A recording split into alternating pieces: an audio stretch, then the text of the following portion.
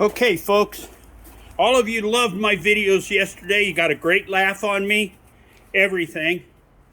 And I more than appreciate it, being a non-era veteran and suffering from a bad TBI, whatever you want to call it, a few years back that crippled me and stuff. I wanted to know that I love every one of you. But I wanted to show you something. This is my blade from yesterday. Don't know if you can see it because I don't have the chief here holding the blade. But I just wanted to show you that the blade is still very sharp here. All three of those are in half. I'll show you later that they're laying on the floor down there. They're all, as you can see, they're all cut in half. Now I'm going to hope that my video lines up again, and I went up to my local store. Now, anyone that's known me a long time, they know that I don't drink.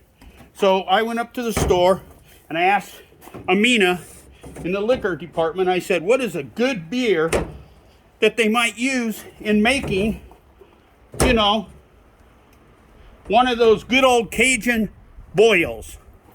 So she took me over and we ended up with some Foster's, which I believe, if I'm not mistaken, Foster's is made in Australia.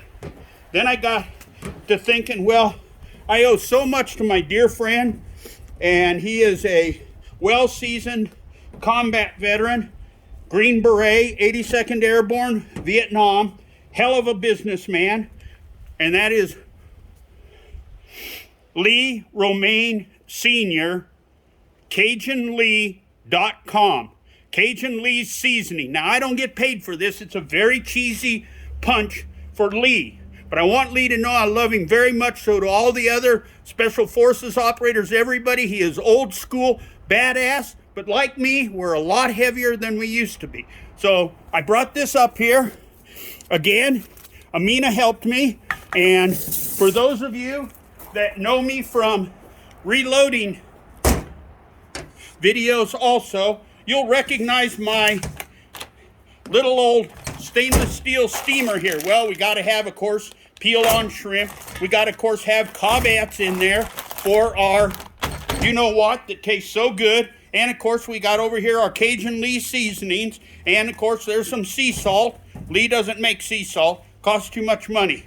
And then my old grandfather, Ziegler, used to make some of the most absolutely incredible steamed peel-on shrimp. And you know, my grandfather, he always opened the beer, let it set overnight, let it go stale. Now, I hope you're seeing this in the camera, because Steve Price, my dear friend, fire captain, first responder in Huntsville, Alabama, who is a blade expert, they have a weird way. They cut bottles, jugs, everything in half. They spiral slice ham with katana swords hanging from tree branches, everything. So I'm going to try and open these bottles of beer. Now, they're probably going to spray everywhere. God only knows what's going to happen. But we need enough beer to make what? Our boil.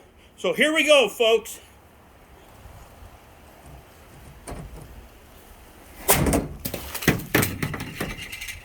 And it looks like we got them all.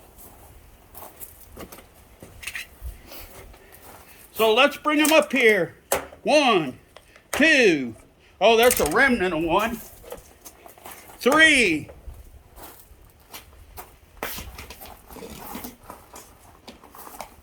Oh, and it looks like number 4.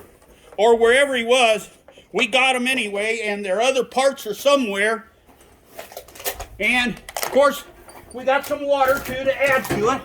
Our water bottles are kind of scattered all over as well, folks.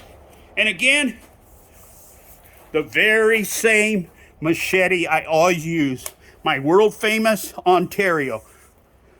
And he's still not been sharpened. And he's still very, very sharp. Look at that. Just whacks them right in half. Look at that.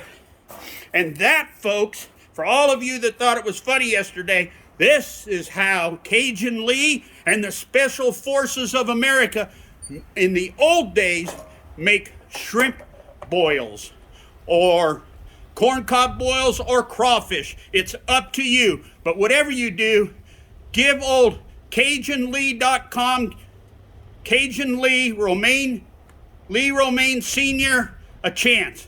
A hell of a combat soldier, hell of a man and businessman, hell of a Texan. Thank you.